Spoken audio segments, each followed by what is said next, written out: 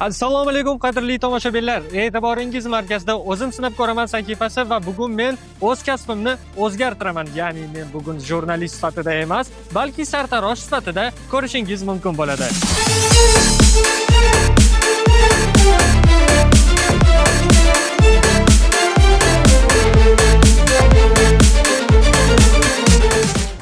Assalomu alaykum Abbos aka, yaxshimisiz? Charchamasdan ishlaringiz yaxshimi aka? Qora ishlarni boshlab qo'yibsiz aka. Charchamasdan. Akaginam oldingizga bir iltimos bilan keldik, taklif bilan keldik. Hozir qarang aka, men o'sha yurtimiz bo'ylab yuribman-da, kasblar haqida qisqacha bir rolik olib yuribman. Qisqacha sahifa qilganmiz. Ya'ni biz bugun kasbni o'sha sartaroshlik kasbini o'rganish maqsadida oldingizga keldim. O'sha o'zingizga shogird deb bilib ishlatsangiz ham mayli aka, o'sha qandaydir qora ishlar bo'lsa ham qilishga tayyorman.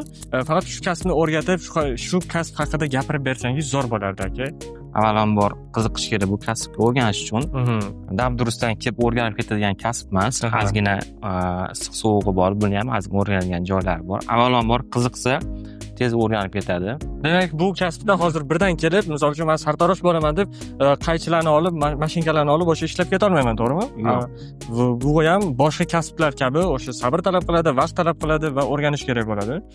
Tushunarli aka. O'zingizga keladigan bo'lsa-da, sartaroshlik kasbida o'zi necha yildan beri qiziqasiz? Yoshligingizdan beri qiziqasizmi? Qanday kirib qolgansiz o'sha bu kasbga? Endi biz shu yoshlik paytdan qiziqib, maktab paytdan qiziqib, o'sha mana siz aytganingiz, siz ham hozir qiziqib kelyapsiz-ku, mana o'sha o'rganamiz, biz ham shu o'rganamiz deb shogirdga oling deb shogirdga tushib o'rganganmiz. Demak, bu kasb ham o'sha shogird ustoz an'anasi bo'yicha davom etadi. Va albatta aka, bitta narsani so'rayman-da hozir sizga. Men oldin bu kasb bilan qiziqqanman, to'g'ri, lekin ishlab ko'rmaganman. Shunga aka, bugun iloji boricha qiyin jarayonlar emas, o'sha oson jarayonlarni o'rgatsangiz juda zo'r bo'lardi aka. Hozir ko'rib turibman, sochim yaxshigina o'sgan ekan. Menimcha buni olish ham qiyin bo'ladi. O'sgan, formasidan chiqqan, yuzi ham to'rtburchakroq. Endi bunga hozir ozgina vaqt ketadi bunga. Sizga menga variant bo'ladigan bo'lsa, qisqaroq bo'lsa, kantovkani o'rgata olaman. Yo'llarni olamiz, mana o'sgan yo'llarni, quloqlarni, chetlarini. Kantovka hamma biladigan anaqa osonroq variantda endi. Tushunarli. Hozir bir o'sha shu kasb haqida gapirdik-da, sizdan bir shu boshlanish kirib keladigan davrlaringizni bir eslab o'tsangiz hozir aka, baribir hozir menimcha bu darajaga kelishga ham ancha yo'l bosib o'tgansiz. Baribir oddiy sartarosh deb oddiy aytib qo'yish mumkin, lekin har bir ishning tagida bir mehnat yotgan bo'ladi-da, qanchadir sabr yotgan bo'ladi. Tajribada. Hamma gapda tajriba bo'lish kerak. Qiziqish bo'lmasa olib ketish qiyin-da. Odamni o'zi qiziqib ishlamasa, o'rganib keta olmaydi, to'g'rimi? To'g'ri, chunki bu kasbda ham misol uchun hamma kasb, не только bu kasb, hamma kasbdan o'zi og'ir yengili bor-ku. Og'ir joyida o'zi qiziqsa, olib ketadi, chidolaydi-da. Shuning uchun qiziqish ham katta rol o'ynaydi. Tushunarli, albatta aka. Va yana so'rab o'tib ketaman. O'zingiz ham misol uchun men hozir oldingizga shogird sifatida keldim. O'zingizda ham shogirdlaringiz bo'lganmi yoki hozir misol uchun shogird kelsa, o'zi aslida sartarosh shogirdlari nimadan boshlaydi misol uchun ishni? Avvalambor ko'rish kerak, nazar solish kerak, ko'rishdan sochchi, polni ko'z bilan oldin olib chiqish kerak-da, oldin. Nima qilyapti, qanaqa qilyapti, nimadan kelgan etap qilinadi bu narsa. Ko'zni pishish kerak oldin, birinchi o'lchakda, keyin sekin qo'lga o'tiladi, qaycha, mashinkalarga mashq qilib qilinadi. Birdan o'sha misol uchun katta odamlarning sochlari olinadimi yoki qanaqa bo'ladi u? Misol uchun odamning sochini tayyorlashdan oldin ham balki birorta mashqlari bormi? Endi trenovka bo'lgan sari, hamma anaqa ham trenovka qilish kerak, qo'lni o'rgatish kerak. Endi oldin biz o'rgangan paytda yosh bolalarning sochidan o'rganganmiz, o'rganish misol uchun. Endi hozirgi paytda manikenlar chiqib ketdi. O'sha manikenlarni olib turib o'shani mashq qilib, sochlarni demak, o'sha manikenning sochlarini o'sha qanaqadir holatlariga, shakllarga keltirib boshlanadi, to'g'rimi? To'g'ri. Tushunarli. Aka, hozir endi har bir tomoshabin, har bir inson qiziqadigan narsadan bir so'rab o'taman-da. Agar sir bo'lmasa uni ham aytib ketsangiz zo'r bo'lardi. Bu hozir sartaroshxona o'zingizniki, to'g'rimi, adashmasam? Aka, sir bo'lmasa kuniga necha pul topsa bo'ladi? Harakat qilsa topsa bo'ladi. Topsa bo'ladi. Taxminan kuniga necha pul to'g'ri keladi? Agar men sartarosh bo'lsam, professional sartarosh bo'lsam va o'zimni xonam bo'lsa, maxsus joyim bo'lsa, qancha topa olaman? Pulga emas, hunariga, ishga qaratish kerak-da, hamma narsani. Ishga, misol uchun, soch olayotganda menimcha pul olishim kerak deb olinsa u ish yaxshi chiqmaydi. Ishni zo'r qilish kerak, klientga o'zi yoqsa o'zi yaxshi berib ketadi, misol uchun. Yaxshi, taxminan summaga. Taxminan summa endi Aytavergan endi sir bo'lib qolmasin endi aka. bu 9-10 millionga chiqib qoladi. Aka, shogird tushsam bo'ladimi hozir sizga? Bo'ladi. Bo'ldi. Demak aka, hozir o'sha jarayonni maxsus o'sha joylariga keltirib olsangiz sochni, meni jarayonim kelganda shunda chaqirib olsangiz, aka, men hozir chetdan tomosha qilib turaman. Baribir hozir birdan nimadir qila olmayman, to'g'risi, o'zim ham buni tan olaman. Baribir o'rganishda eng yaxshi o'zingiz aytgandek kuzatish. O'rganib turaman. Menga kelgan joyi bo'lsa, shunda chaqirib olsangiz, aka, kelib, men o'zim bir o'zimni sinab ko'raman. Bo'ldi. Siz o'tib tursangiz yo'qmasam kuzatib, men sochni olib bo'lgandan keyin shu joyda aytaman. Xo'p, bo'ladi aka.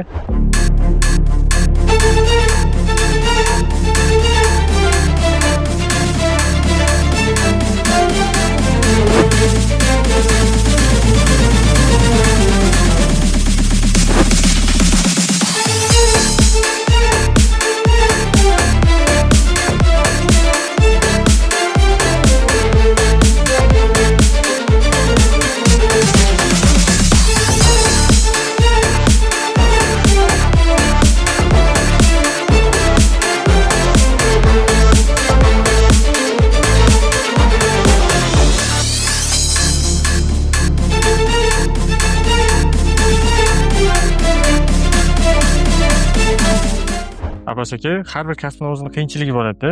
Shu sartaroshlarning eng qiyin o'sha kasbdagi biror bir jihati bormi aka? Eng qiyin jihati klientni ko'nglini topish. Keyin hamma sartaroshlarda bo'ladigan muammo turib ishlash, oyoq ketadi. Shuning uchun men ko'p oyoqni zo'riqtirmasdan ishlashga harakat qilaman, o'tirib ishlashga harakat qilaman. Ham bu o'zimga ham klientga ham qulaylik beradi. Mijoz ham o'sha ortiqcha qimirlamaydi va siz ham o'sha bezovta qilmasdan ishlab olasiz. Mijoz boshini bu yoqqa qilib bezovta qilmaslik uchun komfortda to'g'rima-to'g'ri ishlanadi-da. Bu komfort beradi klientga. Ham o'zingiz ham qulay bo'lasiz, ham mijoz ham qulay bo'ladi. Mijozga qulaylik beradi ancha. Shu joydan bitta narsani so'rab ketsam-da, Abbos aka, mana siz oldingizda misol uchun kun davomida har xil odamlar keladi. Ularning hammasining xarakteri har xil-da. Har bitta odamning ko'nglini topish uchun nima qilasiz aka? U charchab qolmaysizmi? O'sha boshida aytganimdek, o'zini kasbini yaxshi ko'rish kerak. Yaxshi ko'rgan kasbiga hech qachon kelgan odamga u qo'pol gapirmaydi, chiroyli gapiradi, chiroyli chiqarib yuborishga harakat qiladi. Bosh yuvish jarayonida massajlar qilaman. Bunaqa narsa olib kelib qo'yganman. Boshga imindan. Bu ham qulaylik beradi. Bu ham bosh ichidagi sochlarini oladi, ham massaj qiladi, ildizlariga o'sib chiqishiga yaxshi anaqa beradi. Massaj bo'lgandan keyin klient nastroyeniyasi ham ko'tariladi, ham yaxshi kayfiyatda keyin davom etib maxsus jarayonlar bo'ladi. Til topishib ketish kerak, o'rganish kerak bo'ladi. Demak, sartaroshlarda ham shunaqa jarayonlari bor. Muomala qilish kerak, klient bilan gaplashish kerak. Nima xohlayotganini bilish kerak klientni. Bir xil klientlar keladiki, "Men sochimni bunaqa olib qo'ying" deydi. U yarashmaydi-da. Bu narsa bo'yicha u yarashmaydi. Yo'q, bunaqa qilamiz deb aytganimda, bunaqa prichoska qilamiz deganimda, keyin boshida ishonmay turadi. Keyin chiqarib berganimdan keyin natijasini ko'rib, albatta. Keyin aka, mana misol uchun siz o'zingiz prichoska qilasiz, o'sha nima qayerligiga qarab, misol uchun nimalarni hisobga olib, nimalarni inobatga olib, o'sha mana shu stil sizga ko'proq to'g'ri keladi deb aytasiz. Yuzga qaraladi. Yuz ko'rinishiga qaraladi. To'rtburchak, uchburchak bo'ladi, har xil yuz bo'ladi, har xil bosh shakl bo'ladi. O'shanga qarab chiqariladi, bosh formasiga qarab chiqariladi.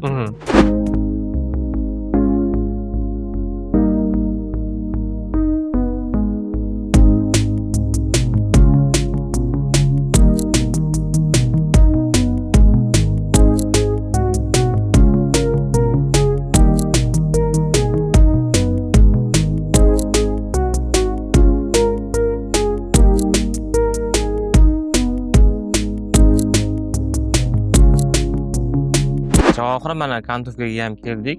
Endi bu yerda sizni qiziqishlaringizni ko'ramiz, talantingiz qanchalik yaxshiligini. Mana hozir men o'rnim kelib o'tirib ko'rasiz. Xo'p, demak, birinchi qani? to'g'risi mashinkani lekin umrimda birinchi marta ushlayman aka shunga. Mana mashinkani o'shab turib, mana o'zi kantovkani mashinkada o'shab turib, mana shu yo'nalish bo'yicha olsangiz chiroyli chiqadi. Shu yo'nalish bo'yicha kelishim kerak bo'ladi. Mana o'zi ko'rinib turibdi, soch qayta tugagan joyi, mana o'sgan joylari. Tushunarli. Aka, endi mashinkani to'g'risi yana bo'ynayotganimda shuni tushuntirib o'tsangiz. Oldin biz yoshlik paytimizda bitta mashinka bo'lardi. Juda katta, simli bo'lardi. Endi hozir juda qulay bo'lib ketdi hozir. Yoqqasi o'chirasiz, juda oson, komfort. Mana mashinkani olasiz, mana bu yoq tarafini shundoq qo'ysangiz, tushunarli. Demak, hozir yoqmagan holda bir ko'rsaman. Demak, bunda tushiraman va pastga yo'q, pastga tortishingiz shart emas. Bosib qo'ysam bo'ldi. Nomiga. Tortib, oldin chizib olishingiz kerak-da. Liniya chizib oling, keyin olsangiz bo'ladi. Tushunarli. Endi hammani ishlashi har xilda. Kimdirlar sirazi oladi, kimdirlar liniya chizib oladi-da. Liniya chizib olsangiz, siz qanchalik to'g'ri chizayotganingizni bilasizda. Ukam, rozi bo'lasiz, noto'g'ri ketsa. Vallahi hazırlaşalım. Shunaqasi aka?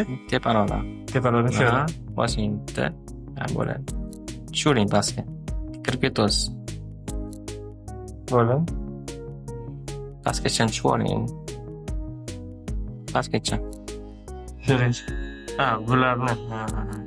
Orqasiga отдельно bir odam to'g'irlash kerak bo'ladi. Aka, to'g'risi bu chekadan kuzatib turib, to'g'risi oson deb o'ylagandim-da, shu o'ziga oson ko'rinadi, to'g'ri, lekin o'sha qo'lga olganda, lekin qanchalik hayajon, qanchalik shunaqa ekan. Rostdan ham juda oson deb o'ylagandim. Mashinkani ushlab shunchaki yurg'izaman deb o'ylagandim, lekin bu rostdan ham qiyin bo'lar ekan-ki. O'zidan qolar gap yo'q. Hozir to'g'risi men o'zim ko'rdim, bildim. Rostdan ham qiyin. Bu yog'i o'zidan qolar gap yo'q. Siz qildingizmi? Men kameraning oldida qanchalik mana hayajonlanaman. Sizda ham shu hayajon hozir o'tdi deb o'ylayman. Rostdan ham shunaqa aka. Men baribir rostdan ham birinchi marta ushlab turibman, sochda ham o'zi qarayapman. O'zim sochimni tarab yurganman, lekin olib ko'rmaganman-ki. Bu o'zingiznikini taraverasiz, maza qilib, lekin birovni sochini, birovni anaqasi sizga ishonib topshirgandan keyin juda katta mas'uliyat beradi. Bu narsa ham. Ko'pchilik bu narsani oson, kasb oson deb o'ylaydi. No, sizga bittasi o'zini sochini, boshini o'zi ishongandan keyin ishonchini oqlash kerak. Bu narsa. U juda mas'uliyati katta bu narsani ham. Mana o'zingiz hozir his qildingiz shu narsani. Albatta shunaqa aka. Demak, bu yog'ini endi o'zingiz chiroyli qilib qo'ysangiz, oxirida chiroyli bir natijani albatta tomoshabinlarga taqdim etamiz. Bo'ldi. Marhamat aka.